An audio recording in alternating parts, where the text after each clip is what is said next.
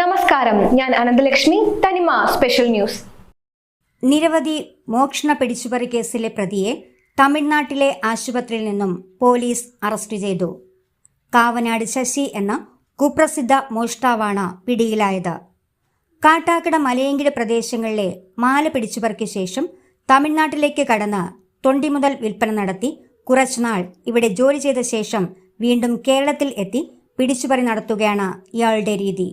എന്നാൽ ആഴ്ചകൾക്ക് മുമ്പ് ഇയാൾ അന്തിയൂർക്കോണം, മംഗലയ്ക്കൽ തുടങ്ങിയ പ്രദേശങ്ങളിലെ മോഷണശേഷം തമിഴ്നാട്ടിലേക്ക് കടക്കുകയും ഇവിടെ പേരാമ്പല്ലൂർ എന്ന സ്ഥലത്തു വെച്ച് വാഹന അപകടത്തിൽപ്പെടുകയും തുടർന്ന് ആശുപത്രിയിൽ ചികിത്സ തേടുകയും ചെയ്തിരുന്നു. ഇയാളെ പരിശോധിക്കുന്നതിനിടെ ആശുപത്രി അധികൃതർ ചെറിയ ഡയറിയും ഒപ്പം സ്വർണ്ണാഭരണം കാണുകയും ഉടൻ തന്നെ ആശുപത്രി അധികൃതർ തമിഴ്നാട് സ്പെഷ്യൽ ബ്രാഞ്ച് പോലീസിനെ അറിയിക്കുകയും ചെയ്തു. ഇതുവഴി കേരള പോലീസിന് വിവരം ലഭിക്കുകയുമായിരുന്നു. തുടർന്ന് കാട്ടാക്കട SI മനോജിന്റെ നേതൃത്വത്തിലുള്ള സംഘം തമിഴ്നാട്ടിലെത്തി പ്രതിയെ അറസ്റ്റ് ചെയ്തു. ആംബുലൻസിൽ കാട്ടാക്കടയിൽ എത്തിക്കുകയായിരുന്നു.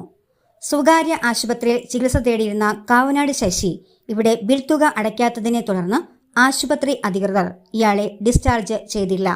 മലയങ്കിട് അന്തിയൂർക്കോണം ഭാഗത്തുനിന്ന് ഇയാൾ പിടിച്ചുപറിച്ച തൊണ്ടി മുതൽ പോലീസിന് തിരികെ ലഭിച്ചു. അതേസമയം കാട്ടാക്കടയിലെ മോഷണത്തിന്റെ തൊണ്ടി മുതൽ കണ്ടെത്താൻ ആയിട്ടില്ല.